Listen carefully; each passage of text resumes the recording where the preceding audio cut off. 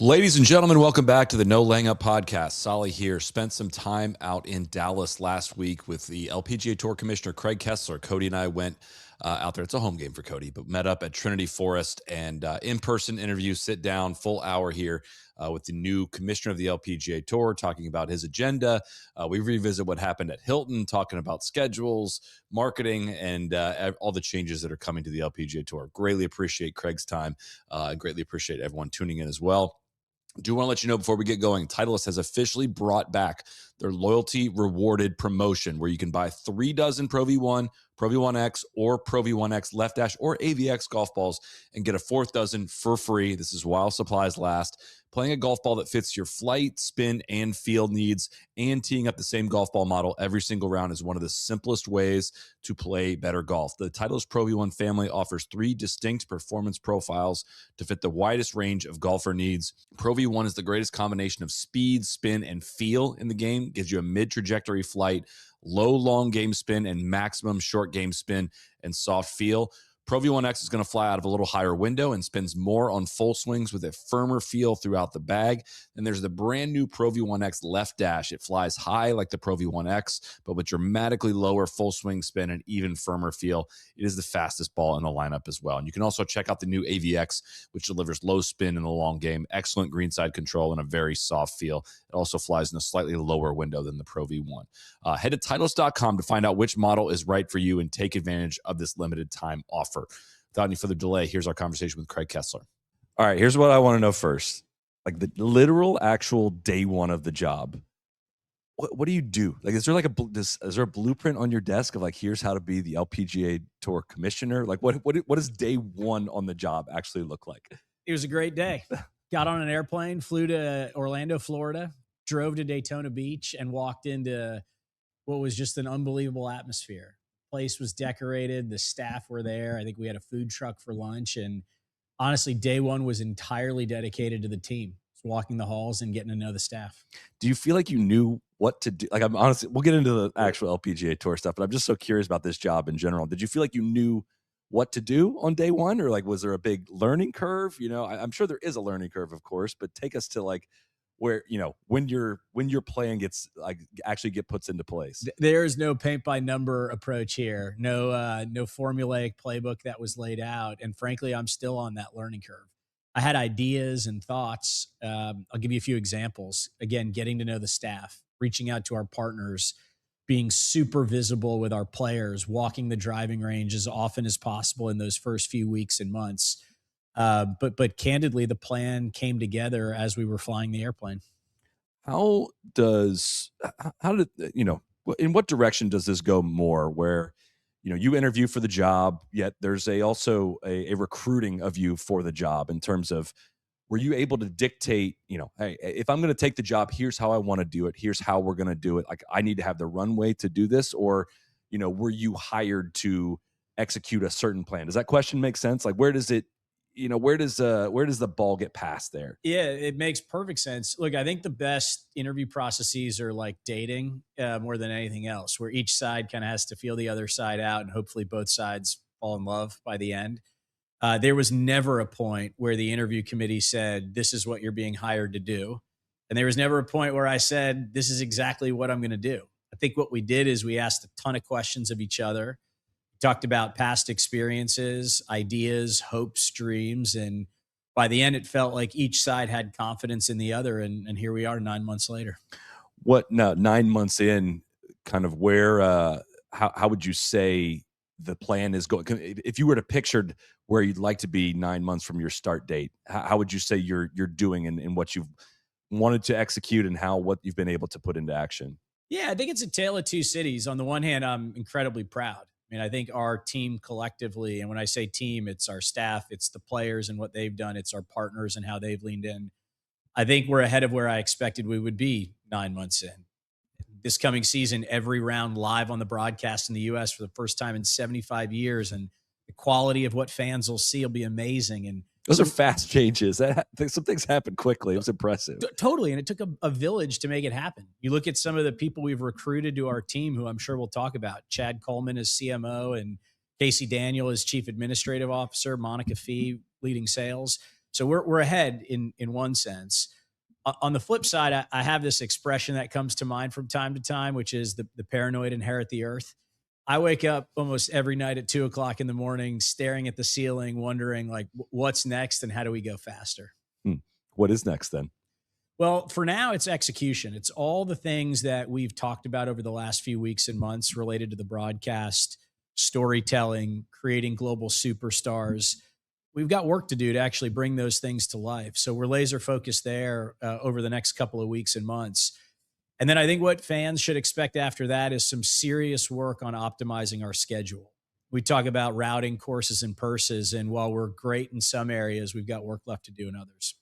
What would you if you're talking about the schedule, improving the schedule, rerouting the schedule, what would a more ideal schedule look like? What are some of the headwinds you face in pushing that through? Yeah, so I'll give you a few examples of the themes we're going to unpack as we get into optimizing our schedule.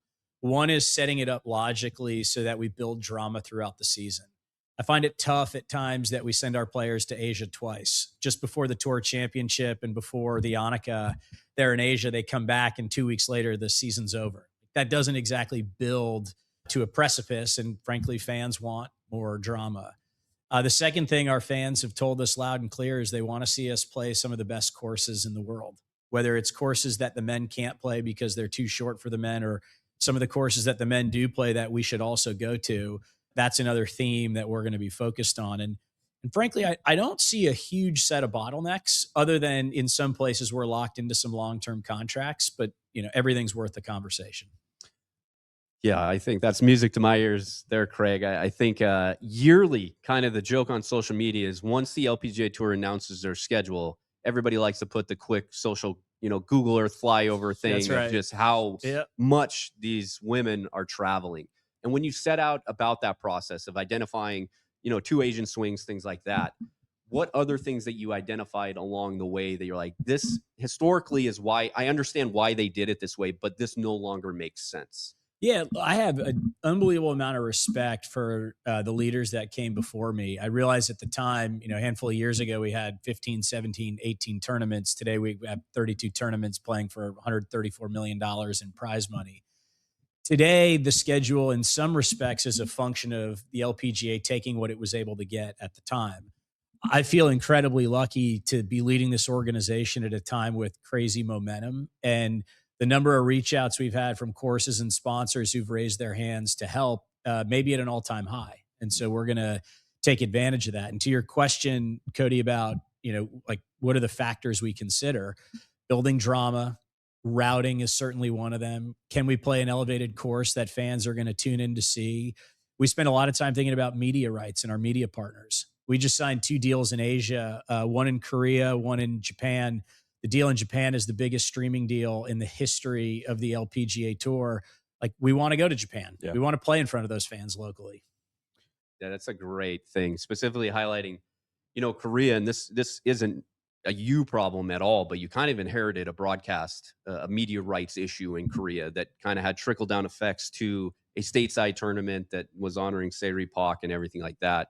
It was great to button those things up and make sure that your stars, the biggest stars that are Korean that are playing on the LPGA Tour, still are being streamed and have an active part, let alone the business side of it. But as you look at protecting and opening up things like that, are we going to see a Sae event that is strong and maybe more Korean companies push behind it? Here in Dallas, forever we had an LPGA Tour event here. This is one of the biggest Korean American communities that we have in the United States. The majority of the Koreans that play on the LPGA Tour are based in Dallas. Is that something that we're going to see back on the schedule? Your observations are totally right, and we're in the midst of working on the solutions. We've said very publicly that we're going to go to where the opportunity is, and I'll tell you, I took my first trip with the LPGA to Korea a couple of months ago for the International Crown. It was off the charts. Mm-hmm. Did you join a fan club? I'm in Sungun Park's fan club, actually. I should. Yeah, it's fun. I got to be careful playing favorites, but yeah, it was incredible. It was incredible. And I'll tell you too, not just the on-course experience, but off-course. I went to I think it was the Hyundai Mall, and went up to the 3rd or 4th floor, and half of the floor is dedicated to women's golf athleisure apparel. Like, there's massive opportunity in Asia, and it's on us to figure out how and when to go capture. The only place where FootJoy PXG truly is streetwear. Yes. And you're like, 100%. massive billboards, Nelly, Danielle King, you name it. Like it's just everywhere. It's crazy how much that country embraces their women's golf. I remember that trip so vividly, of just like people just, Sungyeon Park getting swarmed. This was past her prime, even swarmed after a round of all these people that had traveled from far and wide to get a picture with her and everything.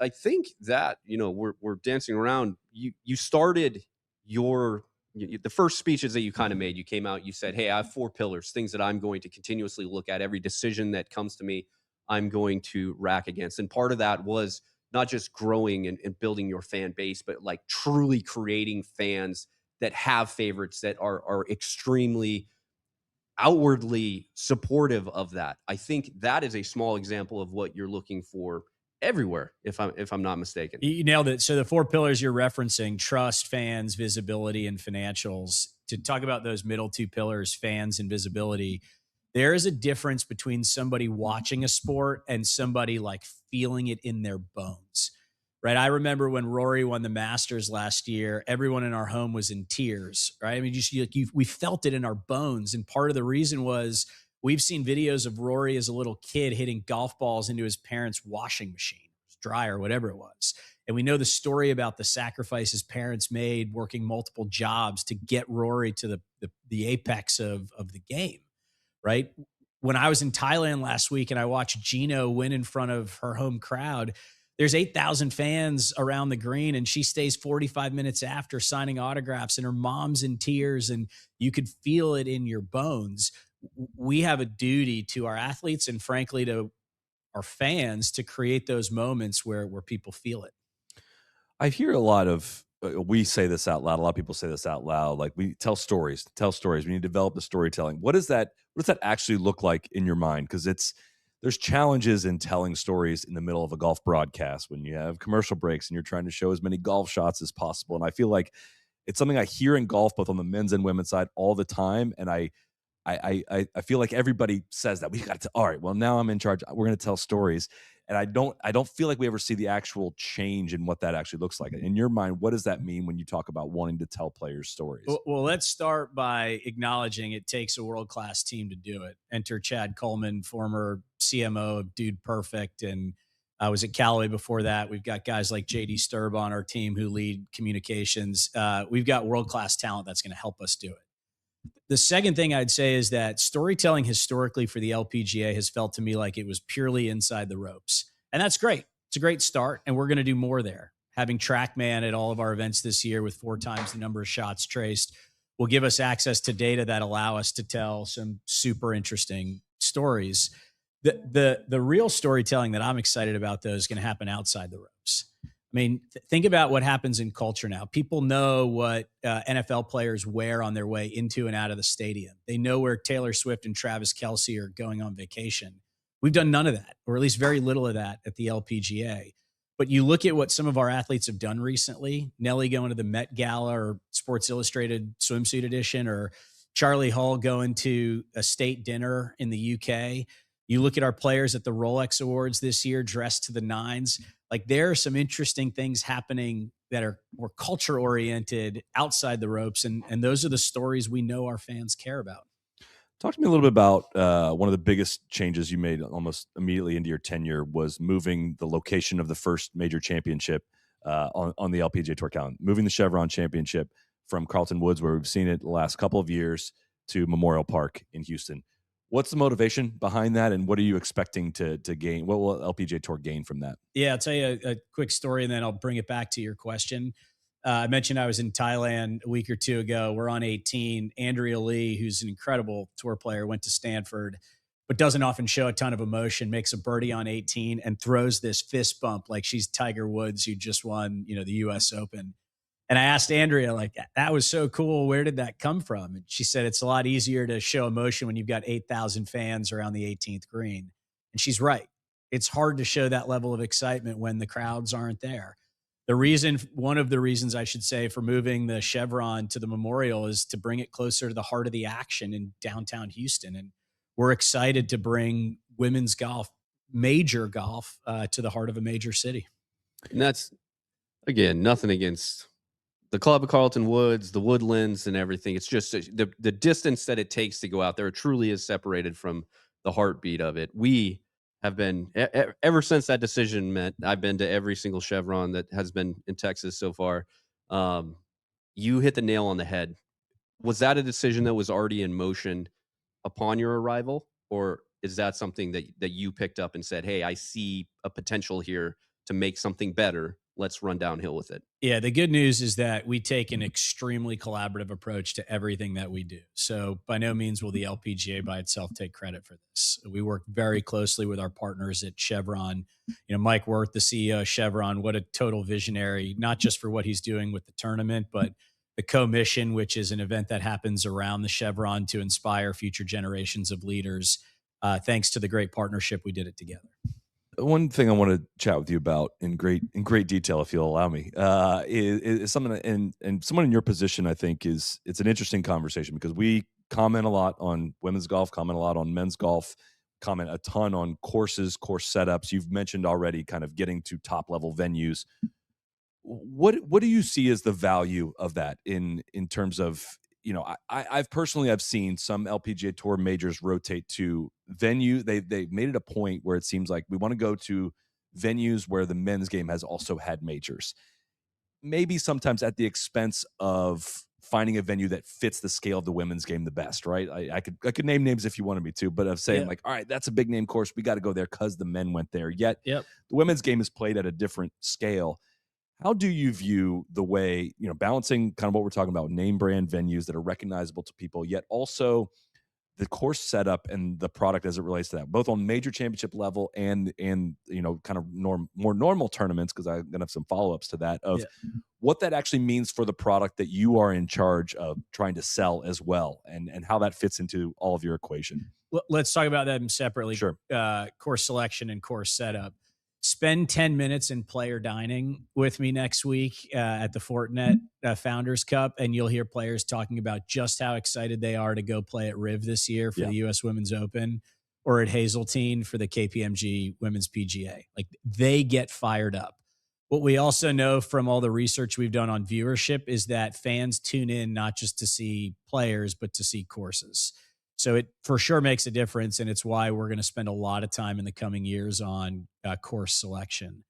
Course setup, this is so important. I have to tell you, one of the coolest moments I've had as commissioner, I played in a Pro-Am with Brandel Chambly a couple of months ago at CME, and I could listen to that guy wax poetically about course setup all day long. But he said, let me just give you one example. Let's talk about 18 at Augusta National. He said men hit fades because they hit it so far they want to stop the ball. Women hit draws because they want as much extra distance as they can get.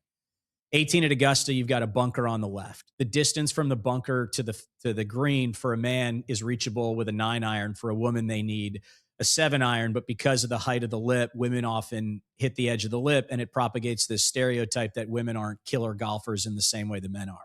Actually not true, but it is fundamentally because the way that hole is set up, it disadvantages the women and advantages the men.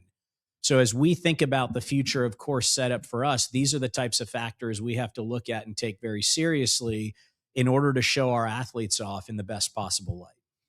The subtle dog logo is calling our name just in time for Azalea season. Rhoback's Azalea collection is here. They got fresh prints, clean colors, and just enough spring energy to make you think this is finally your year. The classic Azalea print, plus new designs to fit in whatever you need.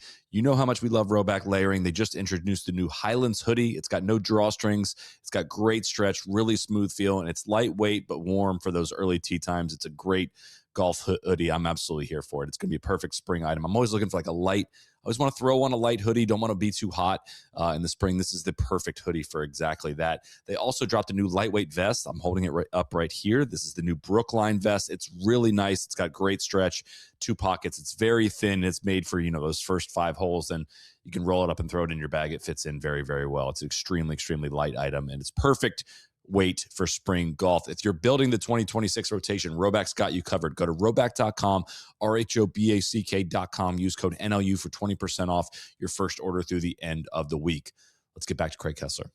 Because I think back to, this was before your time, well before your time, but the 2019 U.S. Women's Open at Country Club of Charleston was one of my favorite women's golf events I've ever watched. And it's Seth Rayner golf course that the men have definitely outgrown, but the scale and this is where like I think I can nerd out a little bit talking about things that maybe only 15 to 20% of your fans really care about yet. Bring it on. But that's the most diehard fan. And so totally, I guess I've butt up against this kind of argument and this take for some time of I have some issues with TPC Sawgrass and how that plays. Yet when I go to the Players, I don't hear any of like the 90% of fans Talking out there about being it. like, oh, the scale of this hole is all wrong. Like nobody talks like that. But That's right. how that relates into your product, I think matters a lot in that, the better the setup, and again, a lot of things go into setup, wind conditions, firmness, a lot of things that are out of control, but the better the setup, the better it's going to identify the top level talent in creating stars. Am I talking the same language that you want to hear in terms of what would help make the LPGA Tour more marketable? You're absolutely speaking our language. And by the way, our job is not just to set up courses that players go out and shoot 25 under in order to win on Sunday. I think thank you. Thank you for bringing. Let's use every club in the bag. Let's make sure that the best player at the end of the week wins, and that doesn't mean driver 9-iron on every single hole. Yeah, I the most recent example, I understand. Sorry, do you get headwinds from that on players? Is there pushback from kind of that? There's something to also like not wanting to beat the players up every single week, and it is an entertainment product. And again, back to my point of like, not everybody feels this way that watches golf. Some people do want to watch it and see birdies. Like, so that I'm kind of wondering if those two philosophies are ever at odds. I wouldn't say we get blowback. There's plenty of conversation about it. Not a week goes by where we don't get a question or an idea from someone. But honestly, the best ideas come from those who are closest to the action. I want feedback from fans. I want feedback from players. And ultimately, our rules team that's responsible for course setup will have to make a decision. And again, the guiding principles we've talked about. It shouldn't be easy every week. And the best player should win, and it should be a challenge. Yeah, that's very well said. And also, I think for the best women in the game, it is beneficial to have a more difficult setup. I think for the LPGA Tour, there's I can go back 10 years now. There's this discussion of what actually brings a viewer in. And for a long time, there was a small group that said the most birdies, the most under par, that is what excitement is on TV. And you saw that kind of trickle into the LPGA Tour in the setup. And now you see that on telecast. And I don't think that's very beneficial or doing the tour itself the right justice. And I know last year was an outlier, but you have 32 events last year on your schedule. You had 29 different winners. That's right. I don't think you can really build stars when it's spread out that far and wide. Yeah. You have to be able to identify your top 5, your top 10s. And I understand, I say that was an outlier because year before you had Nelly with an incredible spring. That's right. So everything doesn't line up like that. So you look at it two ways. It's a setup thing. I know the depth is there on the tour. I just don't think it's that deep where at 100 you don't have 100 superstars. Yeah. So it's a hard marketing question. And this is probably a moment where it would be great to have Chad, and we'll get him on later on in a couple weeks to ask him. But it's just puts you in a very difficult position when you're trying to answer so many different questions. Yeah, look, it's a fair point. And regardless of what happens inside the ropes each week, we have to be prepared. If we have Nelly go on another tear, or Gino or Charlie, and win 7 times in a season, like, we'll be ready, believe me. And our partners will be ready as well. If we end up with another season where we've got, 29 or 30 winners, we're going to do the best we can to highlight the stories that we know interest our fans. And you're right, course setup plays into this, but at the end of the day, the competition's going to do what it's going to do, and we're going to do our part to get fans as excited as we can. Because I think we can overdo it on this side of the table on course setup stuff, but I think back to like one of, if not the most exciting tournaments and finishes on the LPGA Tour last year was the Evian, and that, I think that was driven by the course setup. That 18th hole was like literally anything could happen here, and Grace Kim was just out of control with made a mess of it, but then holes a chip, hits it to 8 inches or whatever it was to make the eagle in regulation, or I don't remember the exact order, but that's kind of where I feel like the LPGA Tour has erred is, and the PGA Tour for that matter as well, is a less than stellar shot can still be an easy par into the green. Yep. And that is going to lead to bunch leaderboards, and that's going to make it harder to separate where, Scotty Scheffler, even he struggles in tournaments that are like that. But when there is a stronger penalty for even slight misses at the highest level, Yeah. and your short game gets then tested at a different level, that is what makes golf really interesting to me and creates your stars. And I don't know. I just wanted to at least say my piece on that part. Yeah, look, it's all fair feedback and a genuine offer. I'd say come in and spend a half a day with us. Come talk to our rules team. I'd love for them to hear directly from you kind of what you think. I also think, Cody, you brought up the point around what creates viewership and what gets people to tune in. There isn't a single answer. It's a combination of multiple factors. I go back and I use the example only because I know it, and I was there at the PGA of America when we played the PGA Championship at Valhalla. The scores were pretty far under par. If I remember, the winner was maybe 13, 14, might even been in the low 20s under par when Xander Schauffele won the tournament. And I'll tell you what, having Xander come down the home stretch with some real competition, I think Victor Hovland, Bryson was in the mix. Like, it was the combination of all those factors, not scores by itself, that created the drama. And you're right, a birdie shootout by itself is not always interesting, but if you've got your top 3 or 4 players on the LPGA Tour coming down the stretch, making birdie, or eagle, birdie, eagle, it's super, super interesting. So again, not one size fits all here. It is hard too. I mean, we talk about these things. You're in a tough position where you handle a tour, but you also run 2 major championships. And when we're talking about tour and normal course setups for regular LPGA Tour events, but we use examples of major championships, that puts you in a tough spot, and I understand. So from your perspective, is that difficult? Is that a different line that you have to walk? And do you view them distinctly differently because they are one? You have 2 major championships, and the rest are all premium tour events, but they have to be weighted and treated differently. I view it as a huge opportunity. I mean, what a privilege to be able to put on, 32, 33, 34 events in a season and to have a couple of those be majors. At the same time, it's a gift when, the R&A has the AIG Women's Open, or the USGA puts on the US Women's Open. Evian obviously does a phenomenal job. We're ready for everything that you've described. And I don't think there is, necessarily a better model than the one we have now. And you're right. There's a reason these events, or certain events, are called majors. And when we get to a major, walk the course, you feel the energy. It's different. There's a level of seriousness in the clubhouse. And our job as operators of those tournaments matches the gravitas of each of those events.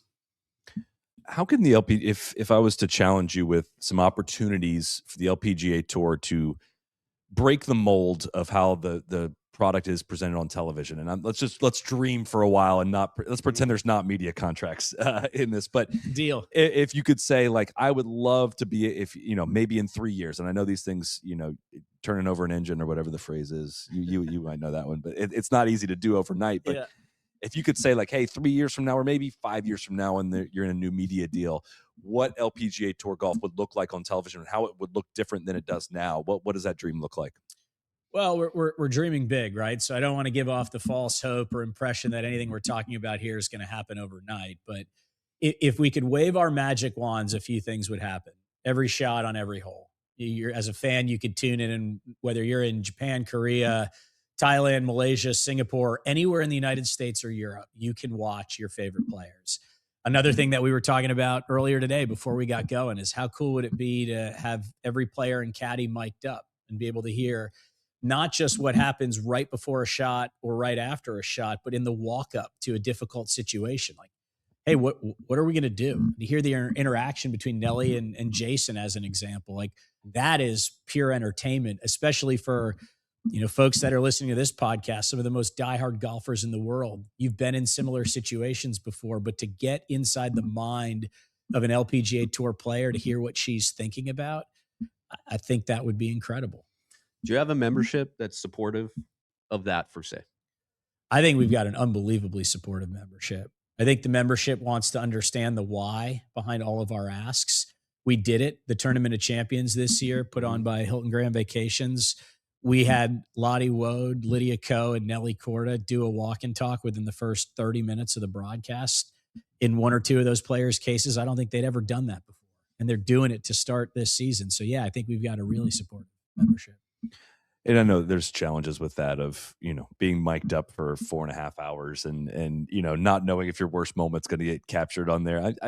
You took the bottom 10% of my rounds of golf of what I've said. Even knowing I'm mic'd up, I'd be like, I hope that doesn't make the edit. I get that challenge, but I do think there's opportunities to bring people in, bring people closer, and to definitely to try different things. And do you feel, I guess, like, in kind of your tenure here, do you feel like you are brought in to specifically to do things differently? And do you feel like you have both the cachet and the relationship with the players to push through the change?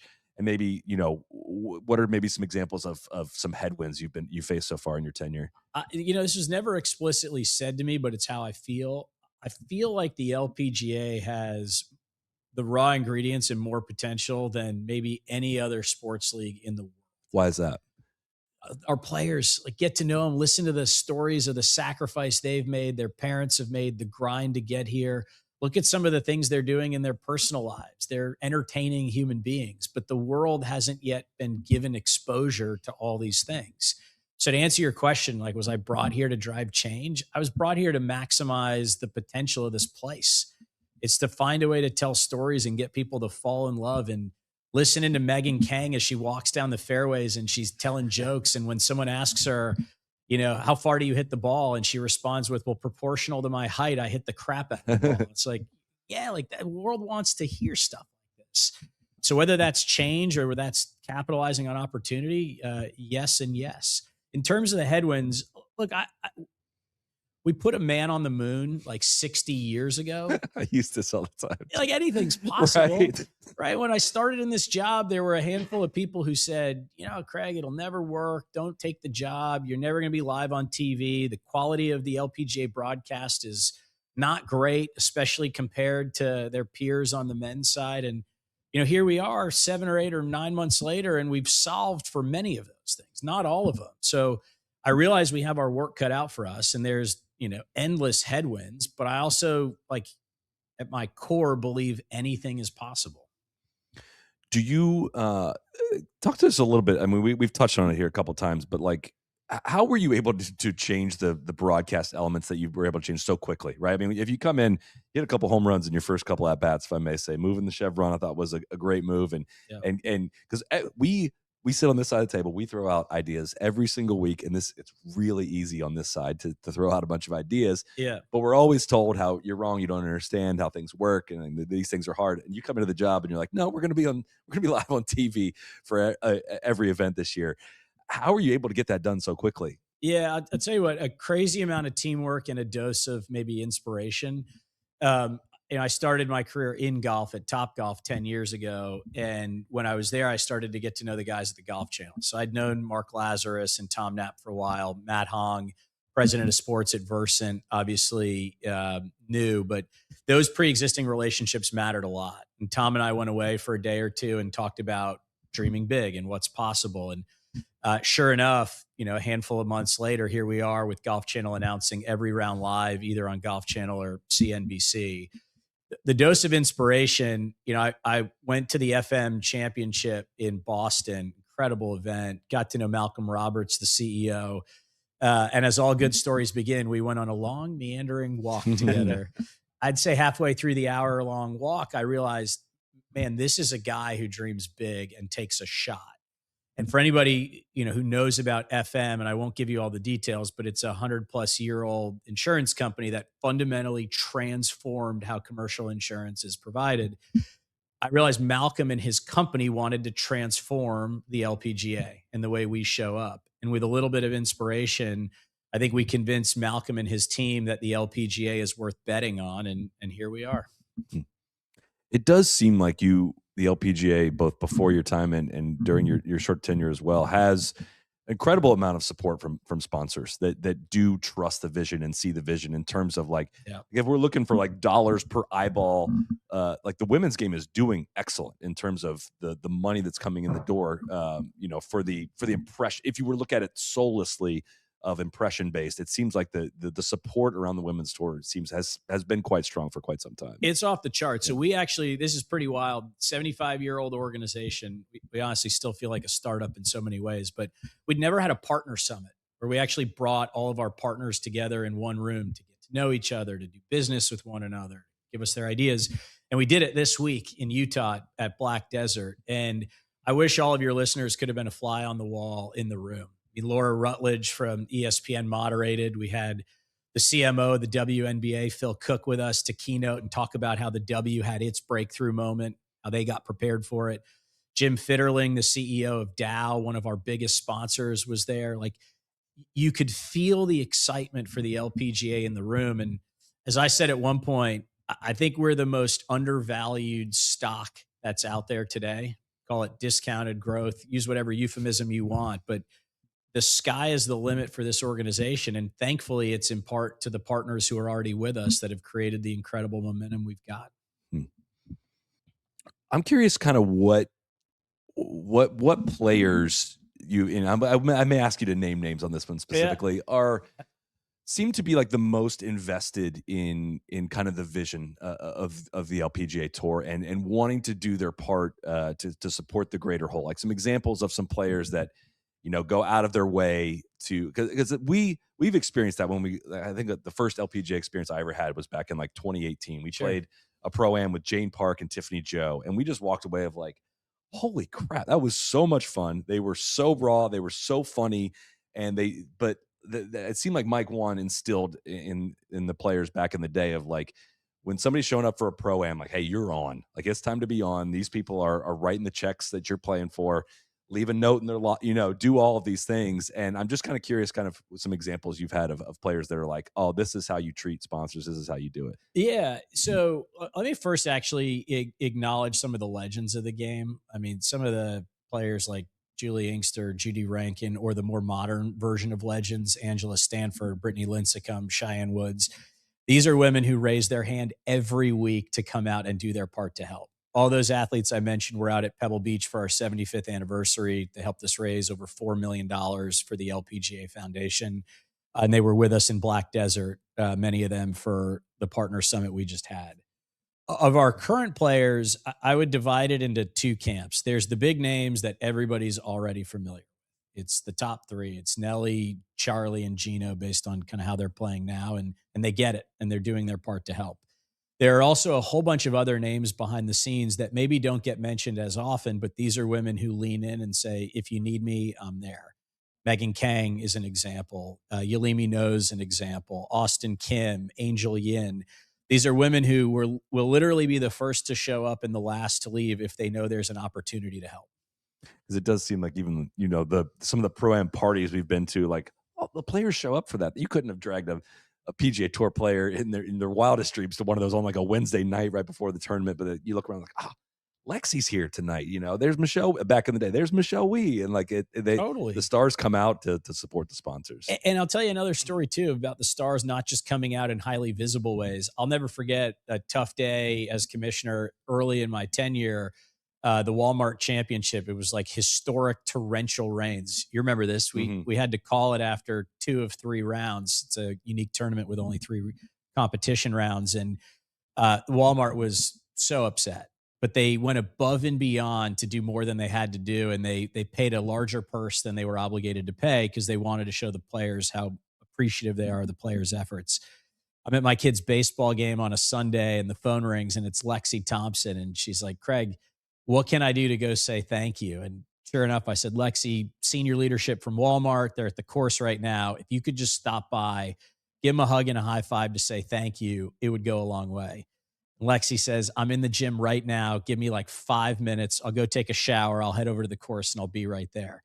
Like, this is Lexi Thompson taking a moment out of her beat, out of her routine to go say thank you to our sponsors. And there were no cameras on. But that's the type of, I think, buy-in we have from our superstars. All right, now that we praise the players, what do they complain about the most? What do they what kind of grievances do they come to you about? Or is there a theme kind of behind the changes and things that they would like to see? You know what? And again, hand on heart, like, this is the truth. I don't get what I think the word you use was grievances or complaints. I get a lot less of that than you might expect. I get a lot of questions. Okay. Like, help me understand the logic behind this pin placement, or help me understand why you rejiggered tee times and the leaders aren't going off last. And it's like, well, Let us explain how TV network windows work. And this matters a lot to our sponsors and to our fans. And not 100% of the time, but whatever, 9 out of 10 times the players go, thank you for explaining it to me. I now get it. And by the way, this is just human nature. As you're trying to drive change and buy-in, helping people understand the why behind a decision is like 9/10 of the change management battle. And I've tried really hard, maybe even to a detriment once or twice, to be wildly accessible, super transparent. And if players want to pick up the phone and call or come find me on the range or in player dining, like, do it. We're going to have a real conversation about it. We talked to you shortly after what happened at Hilton to start the year. What's kind of been the trail of that in terms of your relationships with players and kind of how that all how that communication process has been since then, and kind of feedback you've gotten from players? Let's actually start with the team, because I do feel bad. The team at the LPGA were put in a really tough spot because of a decision that I made, and one of the more, I would say, important or formative moments I've had since joining was standing up in front of our full team and apologizing, and had tears in my eyes, got super choked up. And the reason for that is, Cody, you asked about the 4 pillars before. Trust is number 1, 2, 3, and 4, if we're being honest. And I felt like maybe I had not done a great job earning and respecting the importance of that trust. It was brutal. I mean, 2 weeks straight, pit in my stomach, sick to my stomach, not really sleeping through the night because I take this very seriously, and I made a mistake. With the players have been great. They, again, hey, give us some behind the scenes, walk us through the logic. Okay, good. Let's go play golf. And I think we've turned the page, and I can't wait for the start of the U.S. swing. What'd you learn from it? A lot. When I was at Topgolf, we had a super complex business to operate. 75 venues, 25,000 employees, 25 million or so guests at the time. And what made us great was that we had process that we could apply in a very similar way to every single venue. We had routines. We had contingency plans. I don't think we have all of that fully fleshed out yet at the LPGA. We have a lot of it, and we have more of it today than we had 3 weeks ago, but we still have some work to do, and making sure we are like ruthlessly buttoned up on all things operations is important. And by the way, and this is not an excuse, it's an observation. We have roughly 200 people on staff at the LPGA. Compare that to the PGA Tour, which has, last I checked, over, I think, 1,100, maybe 1,200 employees, and we're pulling off a similar number of events. So one of our challenges is to go out and kill it in the marketplace, find new sponsors, find ways to be able to support our very limited staff creatively, so that when we are under the gun and we have a series of really tough decisions that have to be made, like, we've got enough people around the table in order to make those tough calls. We spend an obscene amount of time obsessing over our gear, getting fitted for shafts, tweaking lie angles, making sure everything fits our game perfectly. And then most of us go home and sleep on a completely generic pillow that we bought 5 years ago. It makes absolutely no sense. We partnered with Lagoon because the idea is simple. If you custom fit your clubs, why wouldn't you custom fit your pillow? You go to lagoonsleep.com/NLU, take a 2-minute quiz about how you sleep, and they match you to the pillow that actually fits your body type. It's adjustable as well, so you can dial it in exactly how you want it. I can now say firsthand, I've been waking up without a stiff neck, sleeping so much better, and it feels just way better ahead of an early tee time. And it's if you're going to spend 8 hours on something, like, make sure it's quality. That's the biggest endorsement I can give to Lagoon pillows. So if you're serious about marginal gains, start with the 8 hours before the round. Go to lagoonsleep.com/NLU. Code NLU will get you 15% off. Again, lagoonsleep.com/NLU. Code NLU for 15% off. Back to Craig Kessler. What, we did talk, we broke it down in detail kind of from that. I think one kind of follow-up I had from that maybe I didn't ask very well when we had the initial conversation shortly after that was where I guess you think the mistake was, right? We can go through the whole timeline of what happened there, but there's an potentially unsafe conditions out there, yet players went back out to finish round 3 in that scenario. I'm wondering if you could just lay out the timeline kind of I think I understand where I would guess you would call where the mistake was and how you got to the solution of 54 holes, but not to bring up a traumatizing couple of weeks. Well, as excited as I am to rehash this with you guys, let's build that trust. We're building up let's do trust. it. Here's how I think about it after having a little bit of time. between the event and where we are today. It was like a perfect storm. It was. Like, when else are we going to be at a tournament with sub-freezing temperatures multiple days throughout the tournament? In Florida. In Florida, you've got a celebrity pro-am. You've got a sponsor that paid for time on the network, on NBC, not on Golf Channel. That time is early in the morning. You've got Annika, one of the greatest of all times, out on the course speaking to the press about As a celebrity. How playable it is. How playable it is. Like, guys, I just don't know if those right. Like, it's just it was awful. Yeah. And super messy. So there wasn't one single mistake. There were a handful of mistakes. Like, in hindsight, should the celebrities have gone off? No way. If it's not safe enough for the players, then the celebrities should go off. And, should we have had somebody in the media center standing there with Beth Ann and Amy Rogers? Like, of course, Beth Ann is a mouthpiece to so many of our fans, and Amy Rogers could be live on TV in 2 seconds explaining to fans what's going on. So that's another example of a mistake.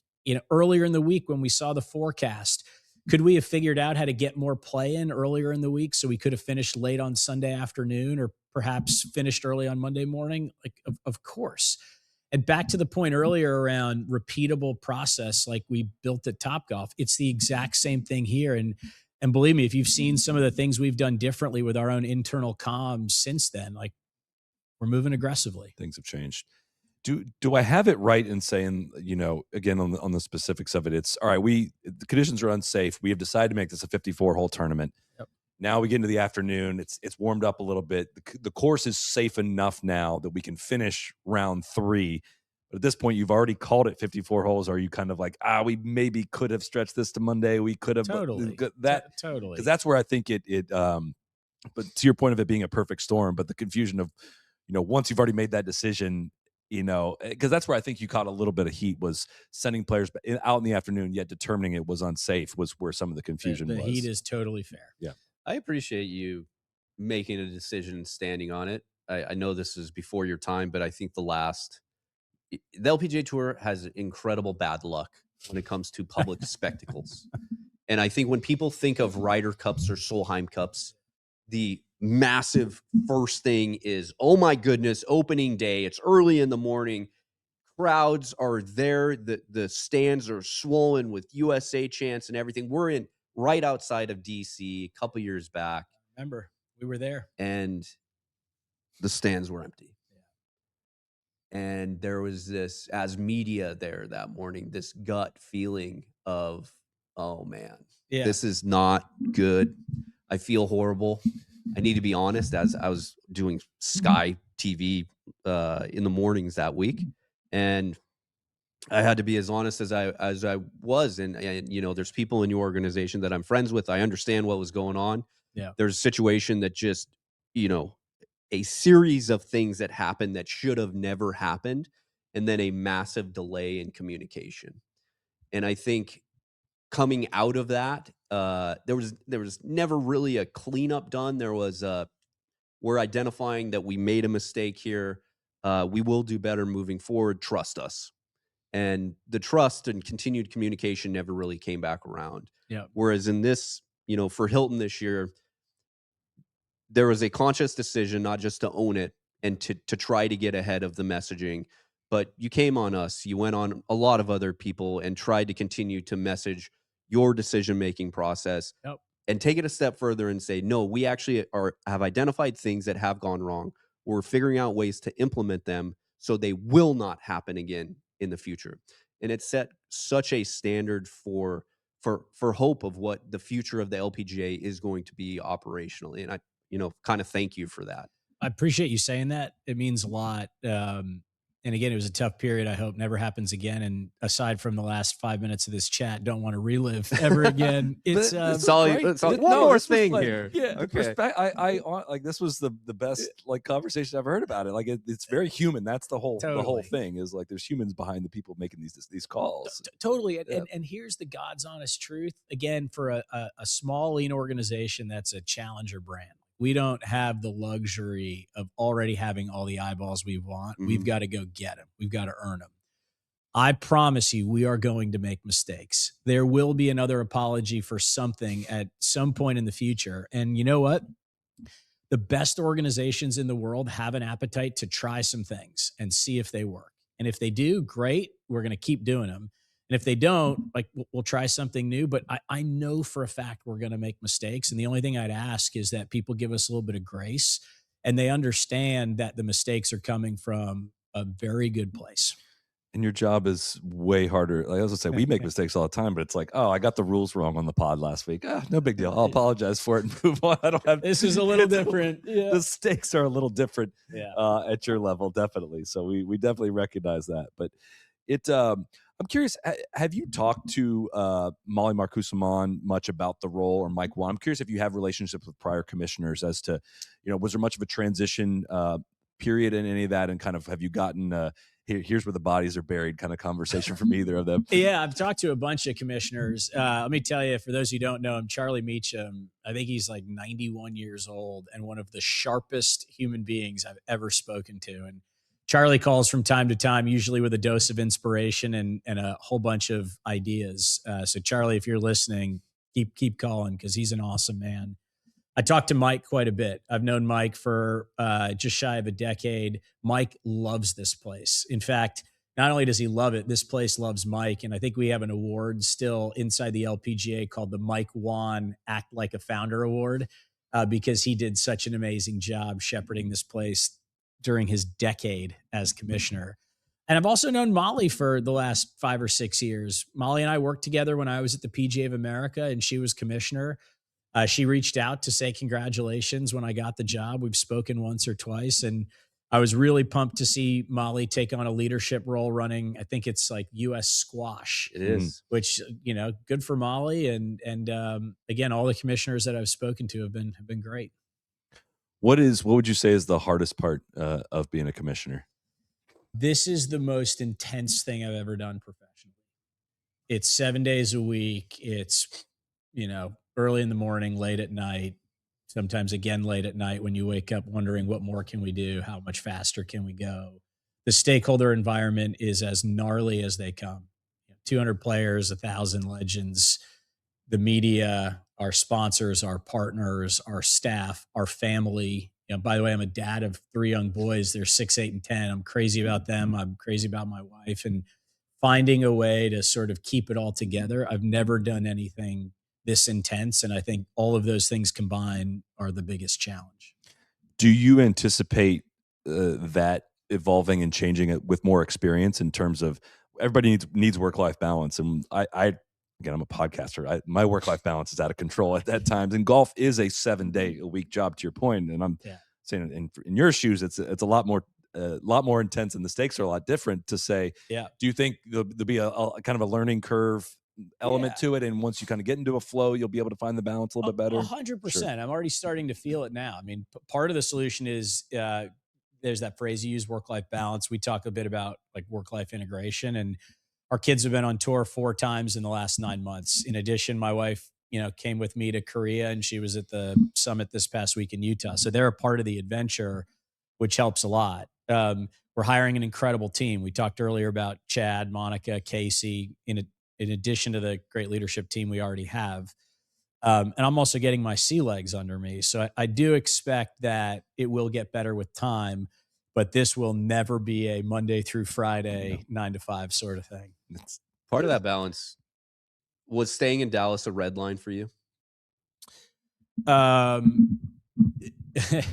The best way to answer that question is not forever, but in the short run, yes. Again, 3 boys, they're in school, all of our friends and their kids' sports teams. It's here. Life. Here. Yeah, it's like the perfect way of saying it. Life is here. And I'm on the road, 220 days a year. So before we kind of upset the apple cart and disrupt everything we're doing, let's go get our sea legs first. How has that gone on the home front so far? I mean, how was the adjustment? How are you finding that as it works into your home life? Look, there are days, but overall, it's been amazing. It's got to be hard when the tour's in Asia. I imagine that's not the easiest on you, just with the time zone differences and things that pop up. FaceTime's a magical thing, as we all know as parents. I'll tell you, the cool thing too, I mentioned our kids being part of the adventure. One of my favorite moments, it actually happened before I started. It was the KPMG Women's PGA Championship. I'd been announced, but was starting a few weeks later. And my wife and I took our 3 boys to the tournament on Saturday. We bought them each a bucket hat, like an LPGA floppy bucket hat. We gave them a Sharpie marker and we said, all right, boys, here are the rules. There's 2 of them. One, don't tell anybody your dad's commissioner of the LPGA.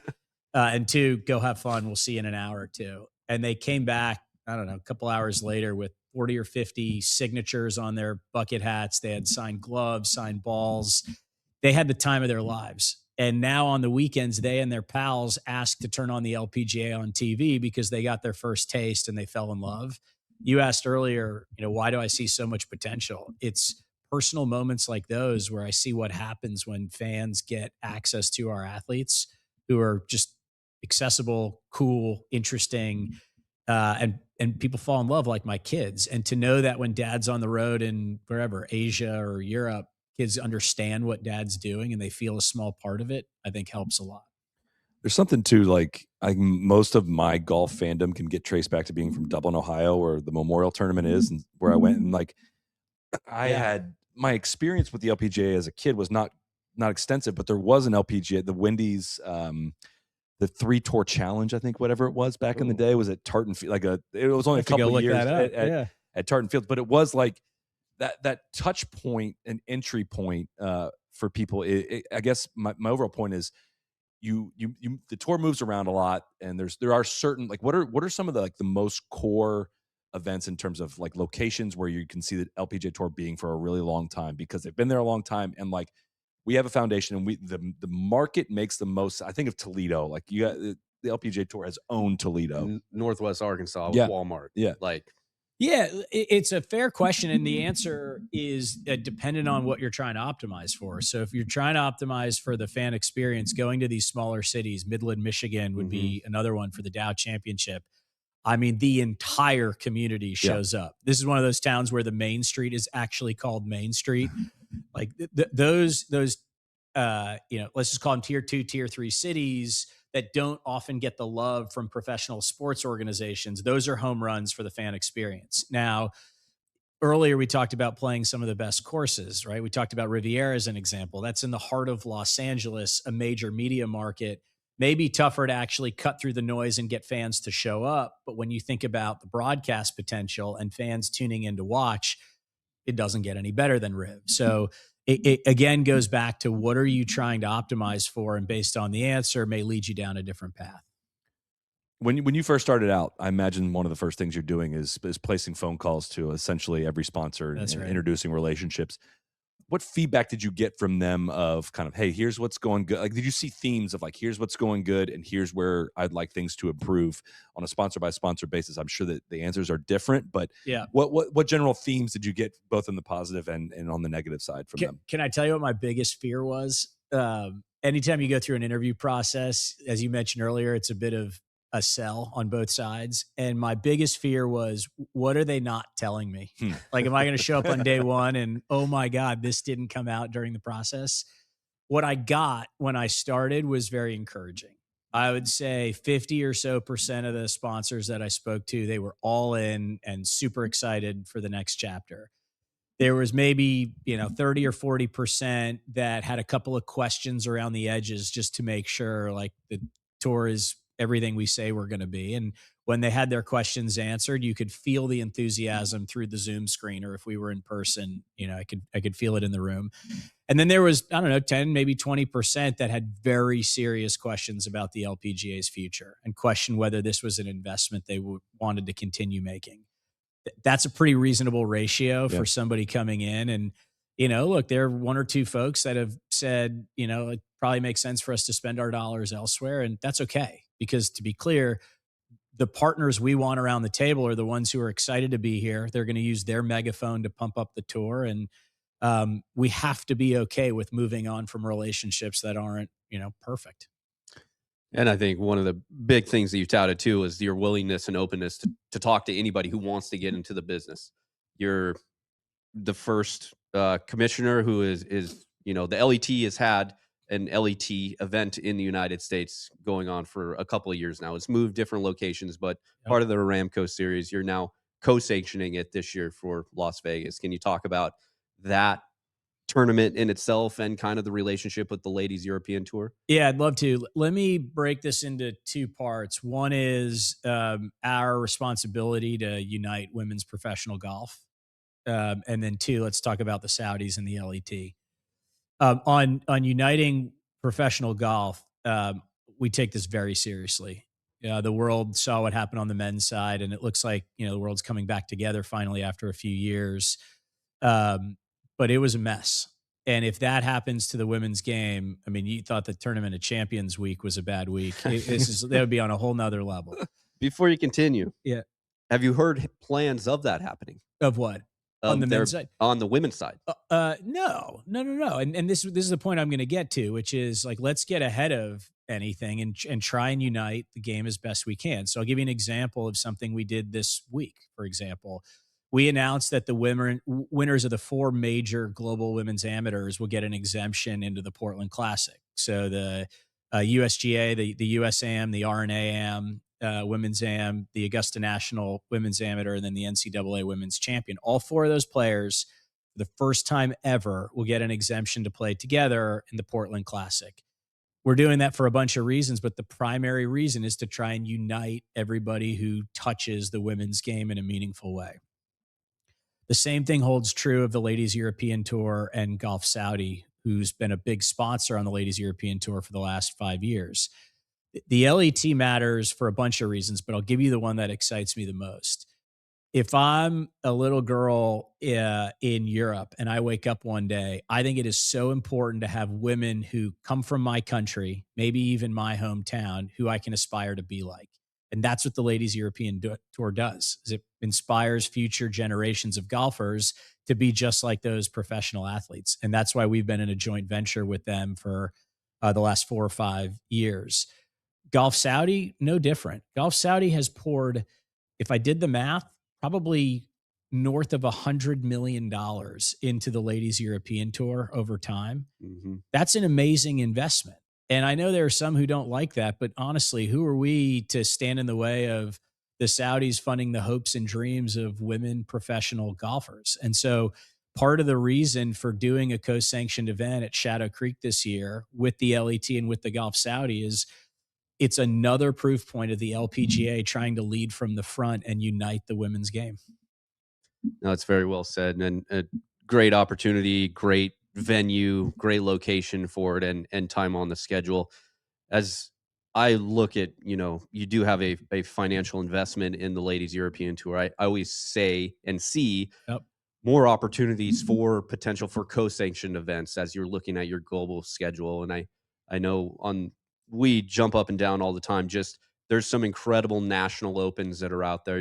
We've talked about 2 Asian swings. We're getting ready, or we're starting now on the Ladies European Tour side. They're in Australia for a month, and who doesn't want to play in Australia for a month? Totally. Seeing the Australian Open as a co-sanctioned LET LPGA Tour event, getting the best players in the world to Australia so they can go and people who grew up, their idols are Minjee and Hannah and all these great Australian women. Grace. But now you have Nellie's there and Lydia's there from, you just see all these people and you're exposing more people to the game, which I know is part of your ethos and what you want to do. So I just challenge you as you go through the scheduling side of it to get more of those that would be great. Challenge accepted. And I think you're actually onto something. You reference national opens, and we see huge potential there. I mean, if you go from a national open with players, but very few recognizable names, to some of the best LPGA athletes on tour being released during conflicting weeks to be able to go back and play in their national open. Again, back to this, call it what you want, altruistic, moral reasons for uniting the women's game. When Hannah Green or Grace Kim get to go back and play in their home country and young girls look at them and say, I want to be like my fellow countrywoman, that's where the magic happens. What would you? We've long clamored for more collaboration with the LPGA Tour, with the PGA Tour. Yep. One, do you In what ways would that benefit the LPGA Tour? Too, do you have a relationship with Brian Rolapp? Do you see that as possibilities in the future? And kind of what if you were to make the case to them of why there should be more crossover in whatever way? What would that look like? There's a lot of questions in one.